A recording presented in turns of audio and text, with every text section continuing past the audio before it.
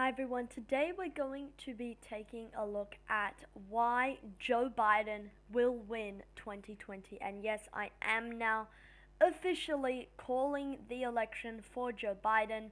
I'm saying Joe Biden will win the 2020 election. Obviously, that means if you're supporting him or Donald Trump, please go ahead and vote. However, I am right now calling this election for Joe Biden. And that's based on five main reasons. And each of these reasons build on the last. And so each of these reasons do build on the last. So this means that if for some completely unknown event that I don't believe will happen, the first reason completely changes and it's no longer applicable, then all the other reasons are kind of redundant, if you know what I mean. It's not like, oh, Joe Biden had 100% of the reasons, now he's got 80. It's not really like that. So reason, and they kind of go from the most simple reasons to the more complex reasons. Reason number one is very simple. He's leading in the national polls. I mean, right now, Joe Biden has had a clear lead in the national polls. Currently, he is ahead by 9.8 percentage points, and this is unheard of in recent election history. Normally, you can see candidates get up to 3%, 4%, 5%, 6%, stretching it, maybe getting into 7%, maybe Jimmy Carter, maybe Bill Clinton, maybe Barack Obama, '08. But 9.8%, this is almost a double digit lead for Joe Biden here. And you can see here that's the 538 average. The Real Clear Politics average has Biden plus 9.7. So both of those showing very similar results. These are just the polls collected just from today. And it just shows you how dire of a picture this is for Trump right now. Right now, let's just go through these. Biden is plus 9, plus 11, plus 12, plus 11, plus 15, plus 18, plus 14, plus 8, plus 9, plus 7, plus 13, plus 14. This is a disaster right now. Let us be clear. This is a disaster for Donald Trump. A bunch of these polls show that he is actually down by double digits. In some cases, he is down by over 13 percentage points here.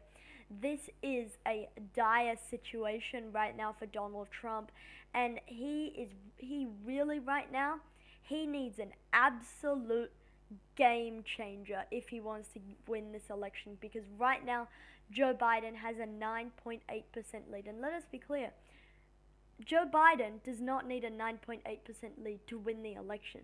He only needs a 3% lead. He only needs a 4% lead to win the Electoral College. And right now, at this point, Biden plus 9.7, Biden plus 9.8, and these recent polls after the debate have been particularly bad for Donald Trump. We see, granted it is an outlier poll, but we see a poll here that shows Biden is plus 18. I mean, when we look at Senate races, we say plus 15 or more, this is safe for one party, and we'll just slide it over. Guaranteed. Well, if you're looking at some of these polls, we could say this election is safe for Joe Biden right now. And it's definitely likely to go Biden's way, even in Trump's best polls, even in like a plus 7. Oh, that shows Harris for some reason. Not sure about that. But yeah, right now, it's a very dire picture for Joe Biden. Dire picture for Donald Trump in the national polls. Now, and basically what I'll do is bring up an objection to the previous point and then kind of rebut it in my next reason. So a lot of people say, yeah, okay, Biden's leading in national polls, but the election is not a national vote, and they'd be right to say that. And they'd say, but what about the state polls? That's where the election is won or lost, and that's true. Reason number two why he's going to win is right now he is ahead in the state polls. If we take a look here, this is the top battlegrounds here right now, and granted the leads are smaller than in the national average, but Florida, Biden plus 3.7, Pennsylvania, Biden plus 7.1, Michigan, Biden plus 6.7, Wisconsin, Biden plus 5.5, North Carolina, Biden plus 1.4, and Arizona, Biden plus 3.1. And there's been a bunch of good state polls in the past day or so for Biden. There was a Quinnipiac poll that showed Biden plus 11 in Florida. There was another Quinnipiac poll that showed Biden plus, I want to say Biden was plus 8 in Pennsylvania, but I'm not exactly sure. There was a Marquette University poll that was good for Biden. Emerson is looking good for Biden. So it's really not very good for for Donald Trump right now. His best swing state out of these is obviously North Carolina, 48.3, 46.9. So that is also that's also a interesting point. But here are the two states that the Trump campaign have been saying, we're going all in on these two states. If we can win these two states, plus hold the ones, plus hold the ones he's leaning in right now, we can win the election. And those are Florida, where Biden is now plus 3.7, and Pennsylvania, where Biden is now plus 7.1. And it's interesting to see here in both of these states, Biden has really pulled that lead out quite a bit. This is, I believe, Pennsylvania, and you can see a Biden surge taking place in the state of Pennsylvania. In the state of Florida, you can see not really a Biden surge, but a Trump decline there in Pennsylvania. Not good for the president. So right now, things are really not looking good for Donald Trump, even in the state polls. But granted, he is doing slightly better in the state polls compared to the national polls.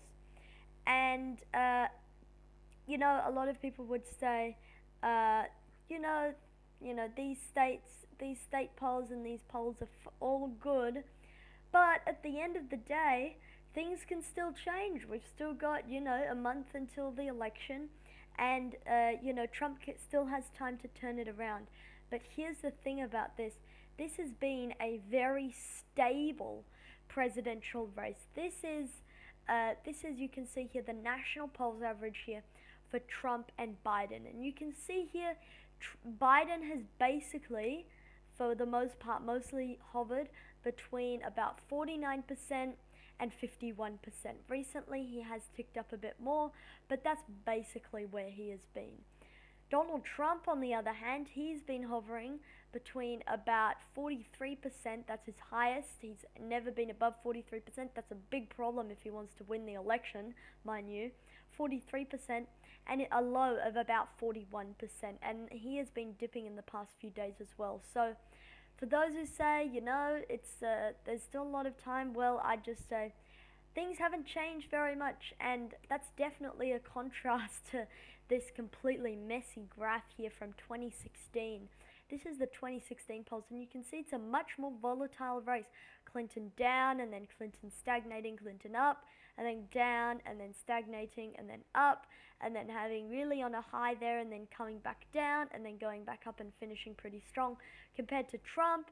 And he's also, up and down and kind of stagnating, going up a bit, and then a surge, and then going right back down again, and then kind of trailing his way all the way up, and then dipping pre-election day. So you can see just from this graph, it's way more volatile compared to this.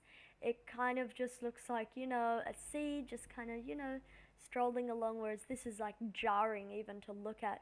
So definitely, for those who say, still time to shake it around, and this will relate to my fifth point that I'm going to make, but right now, it's a very stable race, and so for those who say, it could change, I would have to agree to disagree on that one. Reason 4 why Joe Biden is going to win the election, and that is Donald Trump's numbers with seniors and suburban women. Unfortunately, I don't have a slide here, but you can just look it up yourself. In the polling data that we've got, the CNN poll showed Biden was a plus 21 with voters over 65. And one thing we know from the Democratic Party is that from the Democratic primary is that seniors vote and they vote big. And this projection here from seniors who were a Trump group in 2016, now heavily in the Biden camp, this is really not good for Trump, and he's going to need to get some of those high voting rates seniors in order for him to get back in this race, and that's because of his handling of the COVID-19 epidemic. Suburban women are also a big problem for Donald Trump. They've been moving heavily towards Joe Biden. And I could rattle off all the demographic groups that Biden's winning now, or that he's made up a lot of margin since 2016. The only few that Trump has been able to, do a bit better at and those are obviously Hispanic voters and African American voters. So the racial polling gap is kind of narrowing a bit, but I mean overall this election in terms of demographic groups, Trump was down in I believe he was down in every single age group. He was down in almost all of the demographic groups. He was down in almost all the income groups. He's going to need to find something big to turn this around, and he needs to turn this around very, very quickly. If it's going to load for us, unfortunately it's not loading. Seniors and suburban women, there we go. And again, reason 5 relates kind of to reason 3 as well. I probably should have put those two together.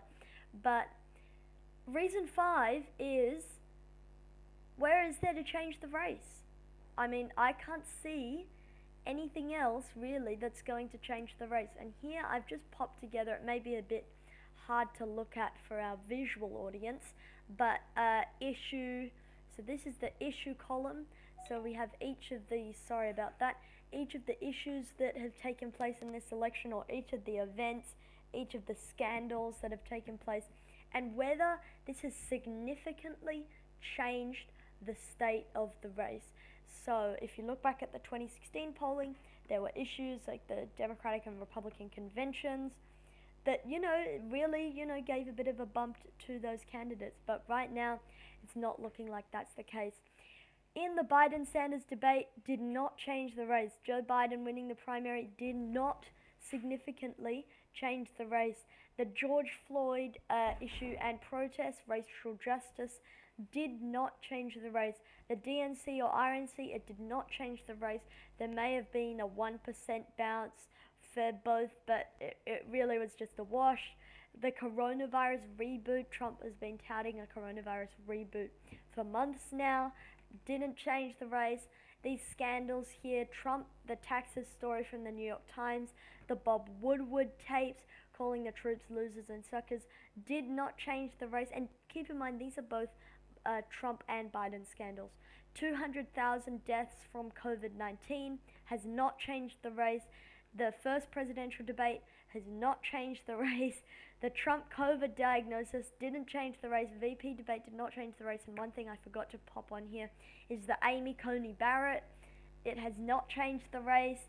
And if I'm going to guess, based on all of that, unless in these debates there is a just monumental implosion, I mean, what do you expect if you already have evidence that it doesn't change the race? I don't know why people are expecting that, the virtual debate could completely change the race, or third presidential debate, Trump's going to go all in and it's going to change everything. I just can't see it when all of these other things, including the first presidential debate, did not change the race. I don't know why anything else would. So, because it's not changing the race, if we go back to the polling, if we go back here to the polls, because Biden's leading right now, not changing the race is a very, very good thing to be doing right now. And because of that, it's not going to change the race. I believe Joe Biden will be elected in 2020. This is my electoral college prediction as of right now. There's a few states that I wanted to highlight just quickly. North Carolina could probably go to Trump. He could still win. And then Georgia is looking okay for Biden. Ohio, Iowa could also go to Biden. But I mean, I believe this election effectively, I believe it's over for the reasons I outlined above. And I believe that Joe Biden will be the next president of the United States. Thank you for watching this video. I hope you all enjoyed it, and I'll see you all in the next one. Good night.